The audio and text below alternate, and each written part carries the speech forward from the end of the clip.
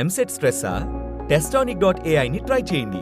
Free mock test, custom test, AI insights మరియు performance tracking కూడా. Register now.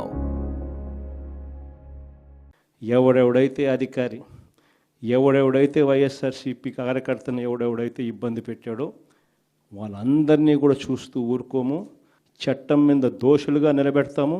ఒకవేళ వాళ్ళు రిటైర్ అయిపోయి వెళ్ళిపోయినా, లేకపోతే వాళ్ళు దేశం విడిచిపెట్టిపోయినా కూడా ఎవరిని వదిలిపెట్టం. సప్త సముద్రాల అవతలున్నా కూడా అందరినీ కూడా పిలిపించే కార్యక్రమం చేస్తాం. పిలిపించిన తర్వాత సినిమా మామూలుగా ఉండదు. సినిమా మాత్రం అదో లెవెల్లో ఉంటుంది. సినిమా మాత్రం ఈరోజు మీరంతా కూడా తెగువ చూపించిన పరిస్థితుల మధ్య మిమ్మల్ని అందరినీ అభినందిస్తూ మీ అందరితో కూడా కాసేపు గడిపే కార్యక్రమం చేస్తూ ఉన్నా. నిజంగా ఈరోజు రాష్ట్రంలో ఉన్న పరిస్థితులు ఎలా ఉన్నాయి అన్నది బహుశా నాకన్నా కూడా మీకే బాగా తెలుసు. రాష్ట్రంలో ఈరోజు విలువలు లేని, విశ్వసనీయత లేని, ప్రజాస్వామ్యాన్ని కూనీ చేస్తూ ఉన్న పరిస్థితుల మధ్య రాజకీయాలు జరుగుతూ ఉన్నాయి.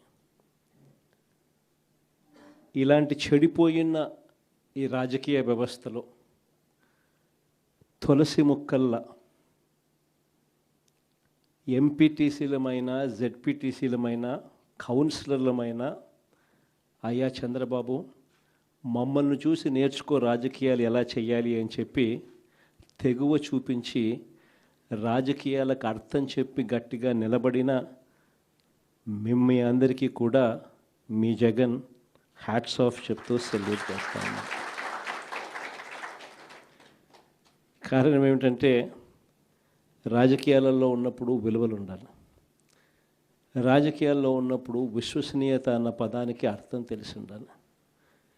ఈ రెండింటికి కూడా అర్థం తెలియని వ్యక్తి ఎవరైనా ఈ రాష్ట్రంలో ఉన్నారు అని అంటే అన్ఫార్చునేట్గా అది ఈ రాష్ట్ర ముఖ్యమంత్రి అని చెప్పడానికి నిజంగా ఈ రాష్ట్ర పౌరుడిగా నేను తలదించుకోవాల్సిన పరిస్థితి. అంతగా దిగజార్చినడు ఈ పెద్ద మనిషి రాజకీయాలను. ఈరోజు రాజకీయాలలో ఇటువంటి దారుణమైన పరిస్థితులు కూడా చూడాల్సి వస్తుందని నేను ఎప్పుడు అనుకోలే. వైఎస్ఆర్సీపీకి సంబంధించి 15 మంది గెలిచారు. చంద్రబాబు నాయుడు గారికి సంబంధించి 5 మంది మాత్రమే గెలిచారు. పాపం ఎస్సీ కాన్స్టిట్యున్సీ లక్కప్ప లాంటి పాపం ఒక చిన్న కార్యకర్త అక్కడి నుంచి మన పార్టీ తరఫున ఎమ్మెల్యేగా నేను ఎస్సీ కాన్స్టిట్యున్సీ ఇలాంటి చోట కూడా ప్రలోభాలు పెట్టి ఆ కౌన్సిలర్లను లాగాలి అని చెప్పి విశ్వ ప్రయత్నం చేస్తూ ఉన్నాడు అని అంటే రాష్ట్ర చరిత్రలో ఎవడు ఉండడు ముఖ్యమంత్రి స్థానంలో. అయినా కూడా ఆ 15 మందిలో కూడా చాలామంది గట్టిగా నిలబడిన పరిస్థితులు, కొంతమందిని మాత్రం ప్రలోభాలకు అటువైపున వెళ్ళిన పరిస్థితుల మధ్య చూస్తూ ఉన్నాం. అన్నమయ్య జిల్లా రాజంపేట ఈ మున్సిపాలిటీ అయితే 29 మంది కౌన్సిలర్లకు గాను 24 కౌన్సిలర్లు వైఎస్ఆర్సీపీ టికెట్ మీద గెలిచిన వాళ్ళు. మరి 29లో 24 మంది వైఎస్ఆర్సీపీ టికెట్ మీద గెలిచిన పరిస్థితులు ఉన్నప్పుడు తెలుగుదేశం పార్టీకి సంబంధించి కేవలం 4 మాత్రమే గెలిచిన పరిస్థితులు రాజంపేటలో ఉన్నప్పుడు ఒకడు ఇండిపెండెంట్గా గెలిచారు. మరి సంఖ్యాబలం లేనప్పుడు ఇక్కడ చంద్రబాబు నాయుడు గారు ఎందుకు ఇలాంటి హేయమైన రాజకీయాలను ప్రేరేపిస్తున్నాడో ఎవరికీ తెలియదు. కానీ ఇక్కడ కూడా ఎంత కష్టపడినా కూడా ఒకడంటే ఒకడు కూడా పోని పరిస్థితిలో కూడా ఇక్కడ కూడా మన వాళ్ళు చాలా గట్టిగా కూడా నిలబడతా ఉన్నారు అని అంటే నిజంగా గొప్ప సంగతి. ఇక్కడ అందరికీ కూడా అభినందించాల్సిన అవసరం ఉంది.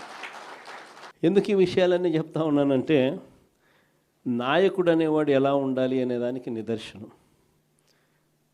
మన ఎంపీటీసీలు ఎవరైతే ఇవాళ తెగువ చూపుతూ ఉన్నారో విలువలకు, విశ్వసనీయతకు గట్టిగా నిలబడి మేము ఎంపీటీసీలమైనా, జెడ్పీటీసీలమైనా, కౌన్సిలర్లమైనా అయ్యా చంద్రబాబు నీకన్నా పోలిస్తే మేము చాలా చిన్న పదవుల్లో ఉన్నవాళ్ళము, అయినా కూడా మాకు విలువలు ఉన్నాయి, విశ్వసనీయత ఉంది, రాజకీయాలకు అర్థం మేము చెప్తా ఉన్నాం, నిన్ను చూస్తే రాజకీయాలే సిగ్గుతో తలంచుకోవాల్సిన పరిస్థితిలో ఉన్నాయి.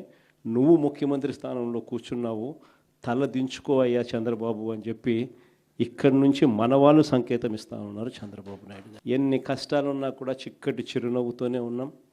చిక్కటి చిరునవ్వుతోనే ప్రజలకు చెప్పిన ప్రకారం మేనిఫెస్టోలో ఏదైతే మాట చెప్పామో ఆ చెప్పిన ప్రతి మాట, కోవిడ్ లాంటి కష్టాలున్నా కూడా మీ జగన్ ఏ రోజు కూడా బటన్ నొక్కడంలో ఏ రోజు కూడా వెనకడుగు వేయలేదు. నేను ఒకటి చెప్తా ఉన్నా. ఈరోజు కార్యకర్తలు పడుతూ ఉన్న బాధలు నా కళ్ళతో నేను చూస్తూ ఉన్నా. కేవలం వైఎస్ఆర్ కాంగ్రెస్ పార్టీని ప్రేమించినందుకు, కేవలం జగన్ను సొంత కుటుంబ సభ్యుడిగా ఆప్యాయంగా ఆదరించినందుకు ఈరోజు వైఎస్ఆర్సీపీ కార్యకర్తలకు ఏదైతే ఇబ్బందులు పడుతూ ఉన్నారో ఆ బాధలు, ఆ కష్టాలు స్వయంగా నేను చూశా కాబట్టి ఈరోజు చెప్తా ఉన్నా. ఇక నెక్స్ట్ వచ్చే జగన్ 2.0లో మాత్రం పరిస్థితి ఇటు ఉండదు అని చెప్తాను. మొట్టమొదటి పీఠం కార్యకర్తకే వేస్తా, ఈ మాత్రం ఖచ్చితంగా చెప్తా ఉన్నా. ఈరోజు ఎవరెవరైతే పోలీసులు, ఎవరెవరైతే అధికారులు, ఎవరెవరైతే మిమ్మల్ని ఇబ్బందులు పెట్టారో అందరి పేర్లు నోట్ చేసుకోండి. నేను చెప్తా ఉన్నా, మీరు నోట్ చేసుకోండి. ఒక్కొక్కడిని మాత్రం యూనిఫామ్కు ఉన్న వాల్యూ ఏమిటి అనేది వాళ్ళకి అర్థం కావాలి. యూనిఫామ్ అంటే ప్రజలకు మేలు చేయడం కోసం యూనిఫామ్, అంతేగాని అధికారంలో ఉన్న వాళ్ళ కోసం సలాములు కొడుతూ గులాంగిరి చేస్తూ ఇటువంటి చిత్రహింసలు పెట్టే కార్యక్రమం ఈరోజు అయితే ఏదైతే జరుగుతూ ఉందో దీనికి తెర పడాలి అని అంటే ఏదైతే నువ్వు విత్తినావో అది ఎలా పండుతుంది అనేది నీకు తెలిస్తేనే ఇంకొకసారి నువ్వు ఆ ఇత్తనం ఇత్తడానికి నువ్వు భయపడే పరిస్థితిలోకి నువ్వు వచ్చినప్పుడే ఇది జరుగుతుంది. కాబట్టి ఈసారి మాత్రం ఖచ్చితంగా మెసేజ్ ఖచ్చితంగా పోతుంది. ఎవడెవడైతే అధికారి, ఎవడెవడైతే వైఎస్ఆర్సీపీ కార్యకర్తను ఎవడెవడైతే ఇబ్బంది పెట్టాడో వాళ్ళందరినీ కూడా చూస్తూ ఊరుకోము. చట్టం మీద దోషులుగా నిలబెడతాము. ఒకవేళ వాళ్ళు రిటైర్ అయిపోయి వెళ్ళిపోయినా, లేకపోతే వాళ్ళు దేశం విడిచిపెట్టిపోయినా కూడా ఎవరిని వదిలిపెట్టం. సప్త సముద్రాల అవతలున్నా కూడా అందరినీ కూడా పిలిపించే కార్యక్రమం చేస్తాం.